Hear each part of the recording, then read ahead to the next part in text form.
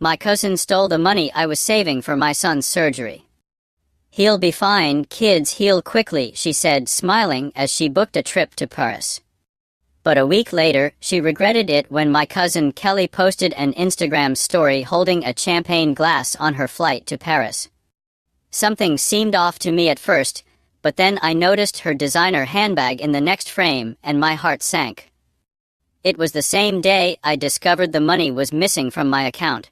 I'm still trying to process everything that's happened in the last 48 hours. Maybe if I write it down, it will become clearer what to do next. My son Ko is 7 years old and needs surgery on his leg to correct a congenital defect that affects his ability to walk. It's not life-threatening, but it impacts everything he does. Doctors say the surgery will help him walk, run, and play like other kids. I saved for 2 years. Every extra shift, every weekend, every holiday went into the fund for this surgery. 12,200. Not a fortune, but when you work in a factory and raise a child alone, it's like $1 million. I kept the money in a separate savings account, watching the amount slowly grow. Sometimes Ko and I would check the balance together, dreaming about what he would be able to do after the surgery. Kelly moved in with my sister Violet temporarily 3 months ago after losing her job. She often visited us, played with Ko, and brought him small gifts. Looking back, I should have seen the signs. She constantly asked about the surgery date, the payment plan, and which account I kept the money in. I thought she was just being supportive. Last Thursday, I logged into my account during lunch break to transfer some money and discovered the surgery fund was empty, just gone. I immediately called the bank. They confirmed that several transfers had been made to another account over the past week in small amounts, so I wouldn't notice right away. I felt sick. I tried calling Kelly, no answer. I texted her, silence. Then her Instagram stories started, first the airport, then champagne, then the Eiffel Tower. Each post felt like a punch in the gut. She didn't even try to hide it. I called Violet, and she was just as shocked. Kelly had mentioned the trip to Paris, but said she had saved for it herself. Violet said, Harvey, I had no idea. She used my Wi-Fi, sometimes my laptop. I'm so sorry. Ko asked me yesterday why I looked so upset. How do you explain to a 7-year-old that someone he trusted took away his chance to walk normally? He showed me a keychain with the Eiffel Tower that Kelly gave him last week and said, look. It's like the place where cousin Kelly is now. The same keychain she probably bought with his surgery money. This morning, I finally got through to Kelly on WhatsApp. Her profile picture shows her sitting in some cafe with a croissant in hand. When I demanded an explanation about the money, her response made my blood boil. Oh, come on, Harvey, you're being dramatic. It's not an emergency surgery, he'll be fine. Kids heal quickly. Besides, I really needed this trip. You have no idea how depressing it is to be unemployed. I'll pay you back someday. Someday, as if my son's childhood should wait until she feels like it. I've documented everything, the transfers, the timestamps of our conversations. I'm not letting this go. Kelly seems to think that family ties give her the right to take whatever she wants without consequences. She'll soon find out that's not the case. Violet is helping me figure out the next steps. The bank is investigating the transfers, but they said it might be difficult because Kelly had access to my Wi-Fi and devices while living with me. She knew exactly what she was doing, making the transfers look like they came from my IP address. The surgery was scheduled for next month, but tomorrow I have to cancel it. The thought of telling Ko makes me feel sick. He's been marking the days on the calendar, talking about playing soccer with his friends after he recovers. I'm not looking for advice on whether to go to the police or court. That decision has already been made. Tomorrow morning, I'm going there. What I can't figure out is how to tell my son that his surgery won't happen, at least not anytime soon. How do I explain that someone he loves chose a vacation over his ability to walk normally? Kelly continues to post stories from Paris as if nothing happened. Designer shops, fancy restaurants, tourist spots, each post tagged with the location. Every purchase was made with the money meant to help my son walk. She even posted a photo of a donation box at Notre Dame with the caption, "Feeling blessed. Giving back with money she stole." I've turned off her notifications, but Violet keeps sending me screenshots. "You need to document everything," she says. She's right. Every post is practically a confession, showing where my son's money went. The worst part is that some family members are already trying to smooth things over. "She's going through a tough time," they say. "She'll pay the money back," as if that makes it okay. As if my son's childhood is just collateral damage for her tough time. I won't back down, not this time. Code deserves better. Kelly just posted another story. She's holding a wine glass on some rooftop with the caption, "Living my best life." Sorry, not sorry. Keep posting, Kelly. Show everyone who you really are. Tomorrow morning, I'll be at the police station. Update: thank you all for the support after my last post. A lot has happened in the past week, and none of it was expected. I thought filing a police report would be the hardest part, but it turned out to be just the beginning. The police treated it as a formal matter since Kelly had access to my Wi-Fi and devices while living with me. They took my statement and documents but said I would likely have to resolve this through small claims court. Not quite the answer I was hoping for, but at least it's all officially documented. Meanwhile, Kelly's Paris adventures continue to unfold on social media like some twisted reality show. Yesterday, she posted a video with 3 luxury bags, new shoes, and what she called a Parisian wardrobe update. The amount she casually mentioned would have covered Co's surgery and physical therapy. She even tagged the stores and added "living the dream." Unbelievable, but here's where it gets interesting. My sister Violet did some digging and found out that Kelly has been telling different stories to different family members.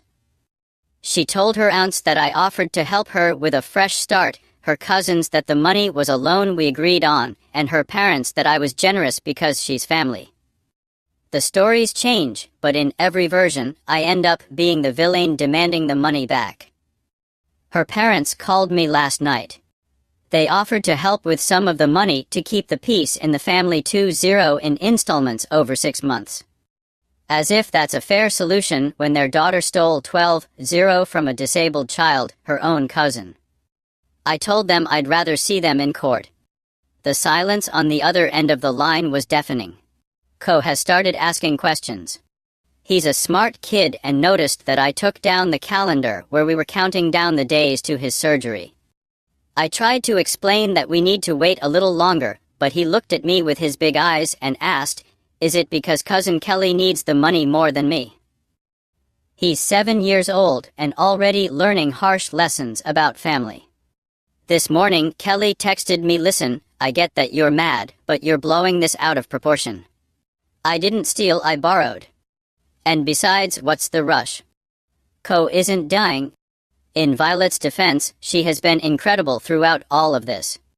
She helped me document everything and even made a spreadsheet tracking every purchase Kelly flaunts on social media. It's evidence, she says, and she's right. Kelly is building our case with every post. The family is now divided. Half think I should be lenient because Kelly is going through a phase, while the other half are horrified but don't want to get involved. Only Violet is openly on my side. She told our aunt a face is a bad haircut or a drummer boyfriend, not stealing money for a child's surgery. Today, I had to make some tough decisions. First, I canceled Co's surgery appointment. The hospital put us back on the waiting list, but we lost our spot. Then I called the bank again. They're still investigating, but at least they flagged the transfers as unauthorized. Small victories, I guess. Today, Kelly finally answered one of my calls. You know what her brilliant solution was? She suggested I start an online fundraiser or something because she can't afford to pay right now. When I reminded her of her recent shopping spree that she posted, she said, "That's different. I need it for my image." How else am I going to find a new job? And last night, she posted long stories on Instagram about toxic family members and the importance of putting yourself first. She added quotes about negative energy and letting go of people who don't support your growth. The irony would be funny if it weren't so infuriating. Next week, I'm meeting with a lawyer. Violet found someone who offers free initial consultations. The family is already calling me dramatic for involving lawyers in family matters, but you know what? Today, I watched Ko try to keep up with his friends in the park, limping but determined. That's all the motivation I need. Latest development: Kelly is back from Paris. Instead of laying low, she's throwing a Paris-themed party to share her trip experiences. She had the audacity to invite me and Ko. The invitation text said, "Let's leave all this drama behind. Ko will love the gifts I brought him."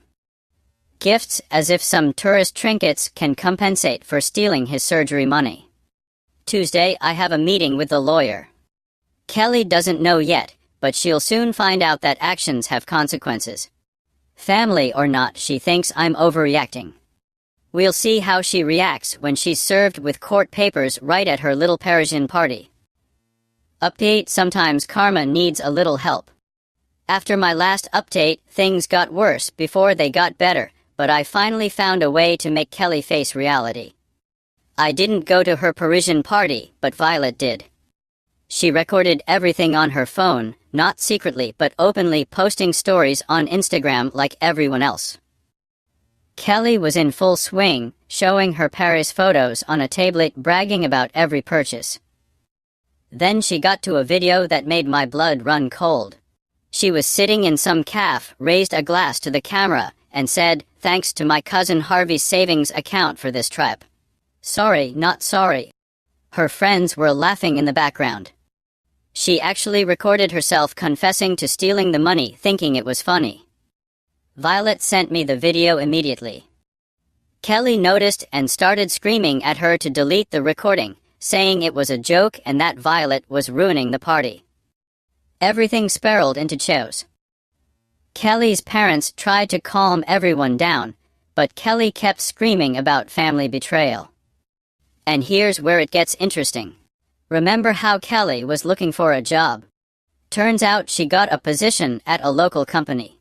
She was supposed to start next week.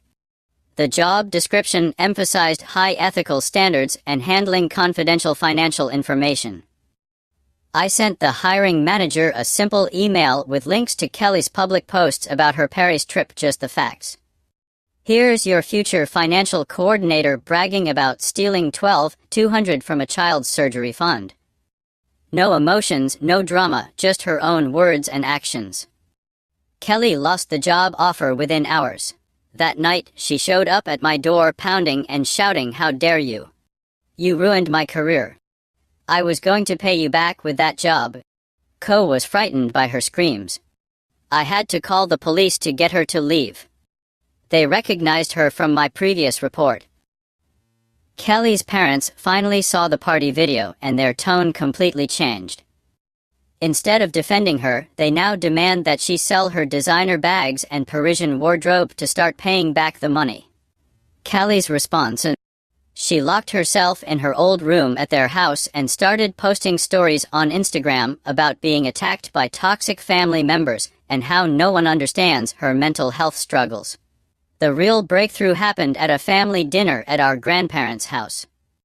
Kelly tried to play the victim again, but this time it was different. Our grandfather, who never gets involved in family dramas, spoke up. He had been following her social media posts and saw how she was spending the money meant for his great-grandson's surgery. "You bought 3 designer bags while Ko can barely walk," he said. The room fell silent. Kelly was visibly shaken. Not her usual theatrical tears. No one believed her excuses anymore, not even her parents. They supported me when I mentioned small claims court.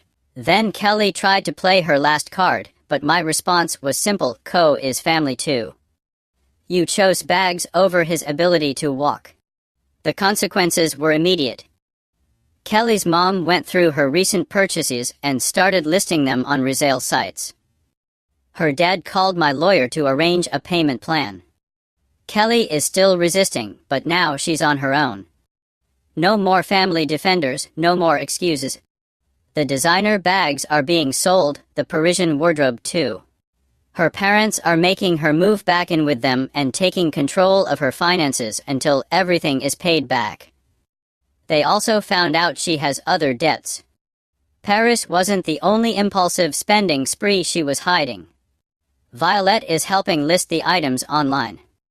Every time Kelly sees another item sold, she throws a new tantrum. Yesterday, she tried to claim that some of the items were gifts and we had no right to sell them. Her mom quickly shut that down. Gifts bought with stolen money aren't gifts. The money is slowly coming back, not enough for Co's surgery yet, but it's progress. Kelly's dad set up a direct transfer from their account to mine monthly payments until everything is paid off. Kelly tried to cancel it, but they won't give her access to the accounts. The family dynamics have completely shifted. Kelly is no longer invited to gatherings. Her cousins have unfollowed her on social media. Even her closest friends are distancing themselves, seeing how she's handling everything. Last night, Kelly posted a new story. Sometimes hitting rock bottom makes you realize who you really are. She attached a screenshot of her deleted Paris posts. Maybe reality is finally sinking in, or maybe not. I just received a message from her. I hope you're happy. My life is ruined, and it's all your fault. No, Kelly, you did this to yourself, and now everyone knows it. The court date is still set for next month, but her parents are pressuring her to settle before then. One way or another, Co will get his surgery money back. It's only a matter of time. Final update: I didn't expect to write another update, but after yesterday's events, I need to share. Karma finally caught up with Kelly in the most unexpected way. It all started with a consultation to reschedule Co's surgery. Kelly's parents have been faithfully making the monthly payments as promised, and we finally had enough for the initial deposit. While I was sitting in the waiting room filling out paperwork, my phone was blowing up with messages from Kelly. She had shown up at her parents' house in Hystrix. She had just been rejected from another job, and it seems her social media history is still haunting her. Every time someone searches her name online, her Paris posts about flaunting the borrowed money come up. The internet never forgets. Instead of taking responsibility, she barged into their house, demanding they fix it. Her mom refused, and that's when Kelly snapped. She started grabbing her mom's designer bags, screaming that if they were selling her stuff, she would sell theirs. Her dad recorded the entire meltdown on his phone. Not to shame her, but because he's learned to document everything on video. You can hear Kelly screaming, "You chose Harvey over me, your own daughter. I hope you're happy with your new favorite." Her mom's response was perfect. "No, we chose right over wrong. We failed you by not teaching you the difference." Then Kelly started throwing things. She grabbed her mom's phone and tried to delete the video, but it was already in the cloud. In a rage, she picked up a family heirloom vase from our great-grandmother and smashed it against the wall. The neighbors called the police after hearing the commotion. When the officers arrived, Kelly tried to convince them that her parents were harassing her by selling her belongings, but the police, who remembered her from previous incidents at my house, didn't believe her. Her parents didn't press charges but did something worse. From her perspective, they completely disowned her. No more paying her phone bill, no more emergency credit cards, no more living at their house. They said she needs professional help and they would support that, but nothing else until she takes responsibility. Kelly's reaction was explosive. She went on a social media rampage, posting exposed stories about everyone in the family, mostly made up. She claimed Violet shoplifted in stores, which never happened, and that I gambled away Co's surgery money, a complete lie. She even accused her parents of abusing her as a child when they had actually spoiled her. No one believed her. Her followers had seen her Paris shopping spree, heard her brag about the borrowed money. and witnessed her gradual meltdown over the past few months. The comments were brutal. This is the girl who stole her disabled cousin's surgery money and is still playing the victim. She tried deleting the comments, but they kept coming. Finally, she posted a tearful video claiming she was being bullied online and needed a break for her mental health. 10 minutes later, she was posting from a backup account, asking if anyone had a spare room where she could stay. No one responded. And here's the real karma. Remember that financial coordinator position she lost. The company reopened the position, and guess who got it? Violet. She started working there last week. When Kelly found out, she showed up at the office, caused a scene, and security escorted her out. Now she also has a restraining order for trespassing. Yesterday, the family gathered for dinner without Kelly. Her parents brought the final check to cover the remaining money for Ko's surgery. As we sat there, Kelly started calling everyone, alternating between threats and tearful apologies. No one answered. Her last message to me said, "I hope you're happy. You turned everyone against me. I'll never forgive you." I didn't respond. I was too busy helping Ko pack his overnight bag for the hospital.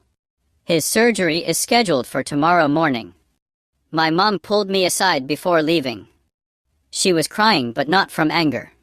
"Thank you," she said. "You had the courage to stand up to her. We should have done it years ago." This morning, something unexpected happened. A package was delivered to me. Inside was an envelope with $20 in cash and a handwritten note. "Dear Harvey and Co., this is all the money I have left. I sold my laptop and some other things. I'm sorry it's not more. I'm sorry for everything. I know sorry isn't enough, but it's all I have right now. Kelly." I added the money to Ko's recovery fund. After the surgery, he'll need physical therapy, and every little bit helps. As for Kelly, I heard she's living in a youth hostel looking for a job under a different name and finally starting therapy. Her parents are maintaining their boundaries. They'll pay for her therapy sessions, but nothing else until she shows real change. The operation is in 12 hours. Ko is nervous but excited. This morning, he said something that put everything into perspective. "Mom, when I can run, I'll run so fast that all the bad things won't catch up to us." Run fast, little one. You deserve it. This will be my last update.